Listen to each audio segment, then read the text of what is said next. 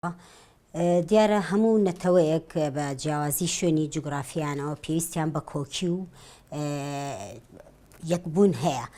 دیارە نەتەوەی کورد لە هەموو کەسێ زیاتریش پێویستی بەو یەکبوونە هەیە، زیاتر پێویستی بەوەی کۆنفرانس و کۆنگرەی نەتەوەی بەستێ، وەکو لە پێشوا بەستراوە و سێ ڕۆژ ماوەیەکی ژەمەوە پێش کۆنفرانسێکی سێ ڕۆژی بۆ کۆنگرەی نەتەوەی کورد بەسترا بە هەموو هەر چوار پارچەی کوردستانەوە، چونکە کورد لە هەموو میلەتێ بریندارتر و پەرتەوازەترە کە بە یاساکان بە یاسا خراپەکان کە بەرامبەر مرۆڤایەتی بەرامبەر مرۆڤی کورد بەکارهێنراوە کوردی دابش کردو بەسەر چوار پارچەیە. لەبەرەوە کورد بە عام پێویستی بەوە هەیە کە کۆنگرە و یەکبوونی هەبێ.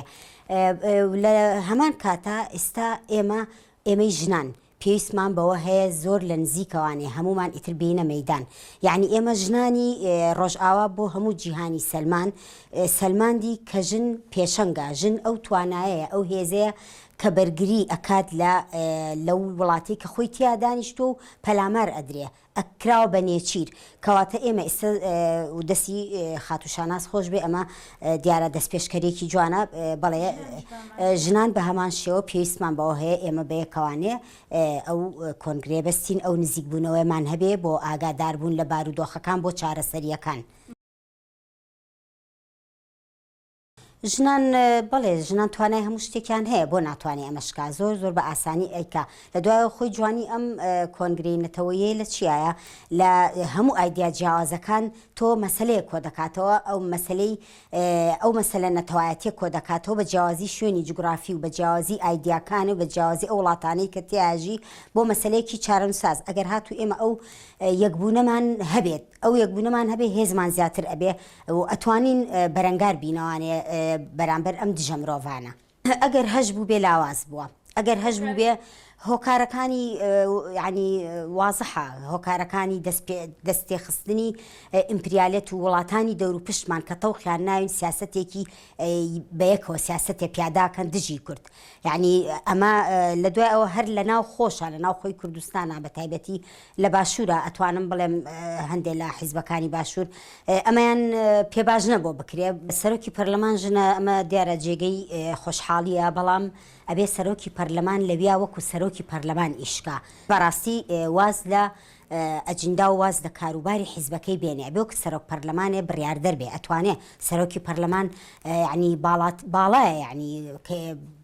پێگەیەکی زۆری هەیە، ئەتوانێ بڕیار بە، ئەتوانێ بڕیار دەرکە. لە دوای ئەوە بۆ توانین بڵێ ژنان ئەتوانن، ژنان خاوەن هێز و توانایەکی زۆرن، چونکە جیاوازی ژنان لەگەڵ پیاوانە تەنها چەند جاری تریش باسمان کردووە، جیاوازیەکی بایۆلۆژی و هیچی تر، بڵێ ئەتوانن هەموو یەکدەنگ ئیشی بۆ بکرێت کەوا هەم بەرەنگار بوونەوە هەم وەستانەوە بەڕووی ئەو دوژمنانەی کووردا، هەم ئیشکردن بۆ کۆنگرەیەکی نەتەوەیی کە ئەتوانین بڵێن ژنان خۆیان بیکەن. بێگومان ئەبێ لەم کاتەیە بە تایبەتی لەم کاتەیە کە دۆخی ڕۆژئاوا بۆ شێوەیە لێ هاتووە، زۆر ئێمە پێویستمان بۆیە بە تایبەتی لە باشوورە زۆر هەوڵ بین زۆر شت بە پراکتیککەین. نمونە ئەتوانن کۆنسۆلی تورکیا، یعنی لەم کاتا پێویستە داخرێ هەوڵ ئیش بکرێ بۆ ئەو بنکە و بارەگای سوپای تورکیا، کە بەڕاستی ئەمەش خۆی داگیرکردنێکی بێدەنگانەیە کە لە باشوورە داگیر کراوین. لە دوای ئەو بایکۆتکردنی هەموو جۆرە کەلوپەل و خواردن و شتومەک و کاڵای تورکی، لە دوای ئەوە کەناڵەکان یعنی فلتەریان بخرێتە سەر ئەم هەموو دراما تورکی و ئەم هەموو شتە خراپەی کە لە تورکیا یەتە ناو ماڵەکانە بە بێدەنگی کاریگەری زۆر خراپی هەیە لەسەر خەڵک، کەواتە پێویستمان بۆیە بە پراکتیک ئیش بۆ ئەمە بکەین، ئیشکردنیش بۆ ئەمە کۆبوونەوە و دانیشتن و ڕاگۆڕینەوە. بێگومان هەموو شتێک یەکەم جار بە دروشم بە ناڕزایی دەست پێ ئەکا، بەڵام دوایی پێویستە بە ئیشی زیاترە، پێویستە بە پێشنیاری زیاترە بۆ ئەوی شتەکان بکرێ بە عەمەلی بە کردداری بکرێ. بەڵێ تر پێویستە لە دروشم دەرچێت. پێش هەموو شتێک هۆکاری ئەساسی کە تا ئاستێک داگیرکەری لە کوردستاندا جێگەی گرتووە، هۆکارەکەی گەڕێتەوە بۆ ئەوەی کە توانراوە کورد پارچە بکرێ و لەسەر ئەو سیاسەتەی کە کورد پارچە بکە و حاکم بە لەسەری، بەم شێوەیە دەوڵەتانی داگیرکەری کوردستان توانیوانە داگیرکەرێتی خۆیان بە شێوازێکی قوڵ لەسەر کوردستان بەڕێوە ببن. جابەوە ڕانەوەستاون کە تەنیا لە بواری سنووردا پارچە بکەن، بەڵکو لە بواری عەقڵێت و زیهنیەتیشدا تاکی کوردیان پارچە کردووە بە هەمان شێوە وەهایان کردووە کە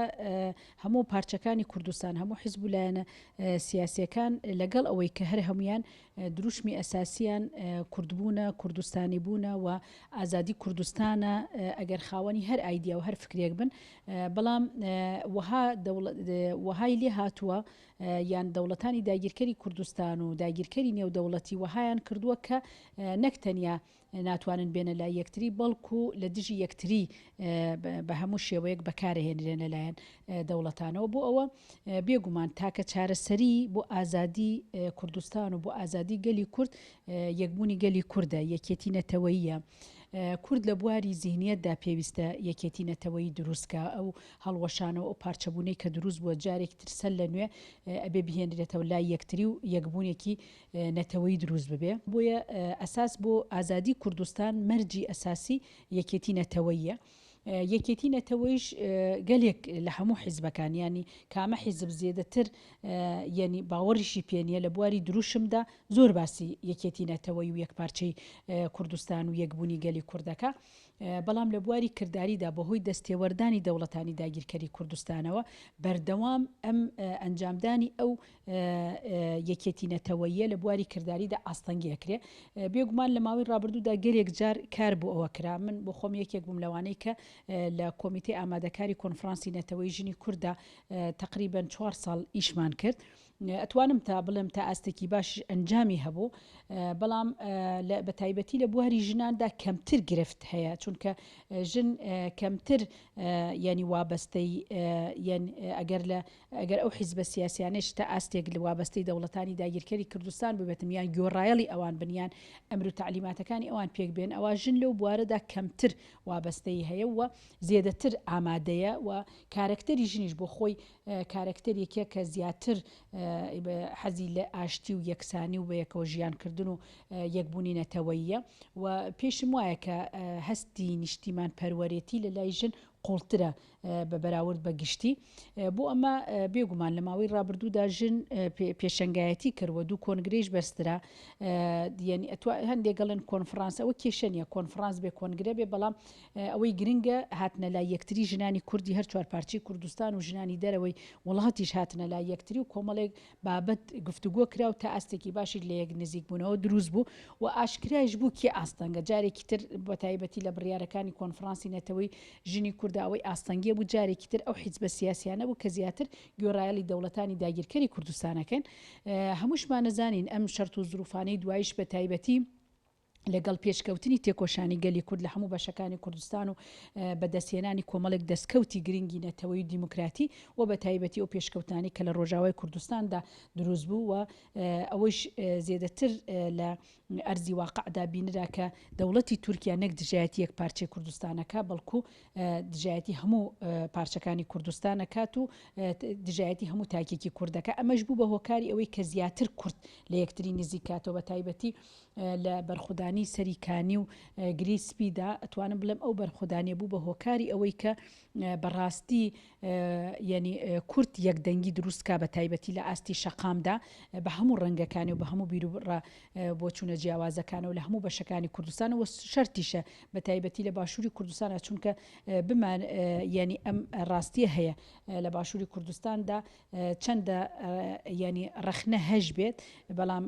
ئەستاتویەکی کوردی هەیە بەڵام بە هۆکاری ئەوەی کە هەمیشەش لێرەدا ئەیانوێ ئاستەنگی دروستکەن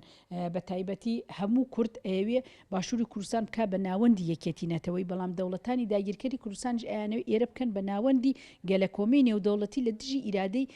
نەتەوەی گەلی کورد بۆ ئەوە زۆر جار کێشەکە لێرەدا دەرەکەوێت بەڵام من پێم وایە خەڵکی باشووری کوردستان وەک خەڵک وەک جەماوەر ئەو یەکبوونەی پیشاندا بە تایبەتی لەم چالاکیانەی دواییدا هەر کاتێکی زیاتر ئێستا زەمین ئامادەیە بۆ ئەوەی کۆنفرانسی نەتەوەی دروست ببێ و ئاشکرا لای هەموو کەسێکیش کە ژن زێدەتر ئەتوان لەو بوارەدا ڕۆڵی کاریگەر بگێڕن بۆ ئەوە ینی ئەبێ لە زووترین کاتداوە لەم کاتە باشتر نییە بۆ ئەوەی کە